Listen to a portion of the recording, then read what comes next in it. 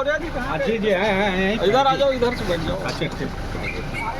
हाँ ठीक है, आइए आइए, ठीक है, नमस्कार।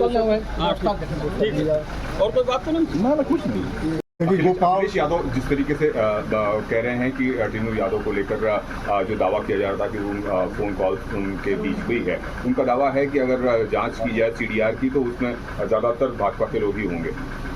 कौन कह रहा है? अखिलेश यादव। देखिए, ऐसा उनके कहने से क्या होता है, एक भी अभी तक तो कोई भाजपा के व्यक्ति का नाम नहीं आया।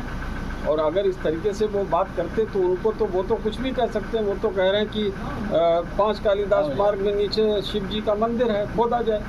तो ऐसे ऊल जलूल वक्तव्यों को क्या आप लोग सुन रहते हैं, पूछते रहते हैं? मुझे लगता है कि इनके बातें ध्यान देने योग्य नहीं है।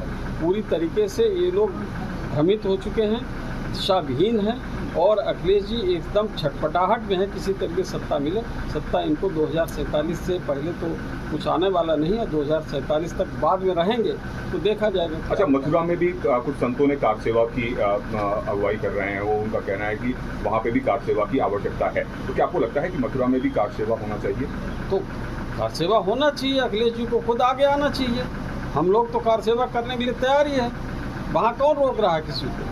आएँ, आगे बढ़ें, साहस दिखाएं। लेकिन साहस तो है नहीं। वो जैसे ही बात आगे बढ़ेगी उसके बाद ये भाग जाएंगे। इन्होंने अगर साहस दिखाया होता तो उत्तर प्रदेश का आज यह हाल नहीं होता।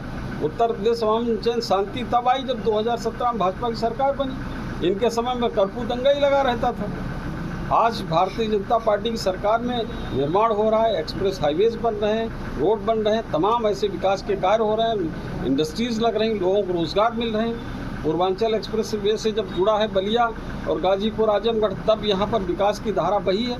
इससे पहले तो विकास यहाँ होता ही नहीं था। आज बलिया में भी यहाँ का नौजवान यहाँ पर इंडस्ट्री लगाने की विचार कर सकता है, सोच सकता है। गाजीपुर में सोच सकता है, आजमगढ़ में सोच सकता है। इससे पहले तो तमंचा फैक्ट्री यहाँ चलती थी, तो वो फैक्ट्री छोड़कर आज बड़ी बड़ी इंडस्ट्री और मल्टीनेशनल कंपनी यहाँ पर फैक्ट्रियाँ लग रही हैं।